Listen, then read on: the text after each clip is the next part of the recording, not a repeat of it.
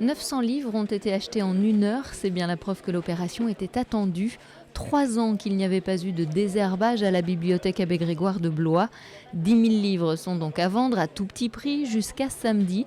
Des ouvrages jeunesse, des romans mais aussi des livres scientifiques ou des magazines.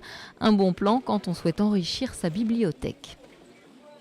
Je suis venu chercher des livres concernant la peinture puisque ma fille se destine peut-être à l'école du Louvre dans 2 ans et elle m'a chargé de prendre le maximum d'ouvrages concernant la peinture notamment.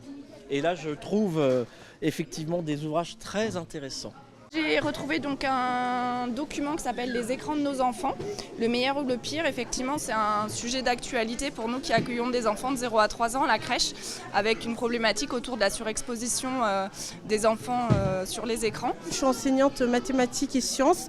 On les sensibilise beaucoup, c'est dans notre programme au niveau de l'écologie. Donc voilà, le but c'était vraiment de trouver des livres pour les sensibiliser à ce sujet. Les murs des bibliothèques d'Aglopolis ne sont pas extensibles. Pour accueillir de nouveaux ouvrages en permanence, il faut donc régulièrement faire de la place en se séparant des ouvrages les moins consultés ou plus d'actualité. Pendant 3 jours, ils sont donc proposés à 50 centimes ou 1 euro. À chaque vente, on a beaucoup de monde, donc c'est gratifiant. Parce que moi, mettre un livre à la poubelle, j'ai beaucoup de mal. Donc là, qu'il ait une seconde vie, c'est vrai que pour moi, c'est l'idéal. Les livres qui ne sont pas vendus au cours de ces 3 jours sont donnés à une association glésoise qui les récupère gratuitement. Et après, elle en fait une distribution ou dans les écoles, ou dans les EHPAD, ou dans les hôpitaux.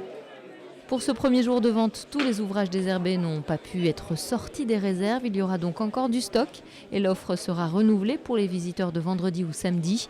L'argent récolté au terme de ces 3 jours retournera dans les caisses d'Aglopolis.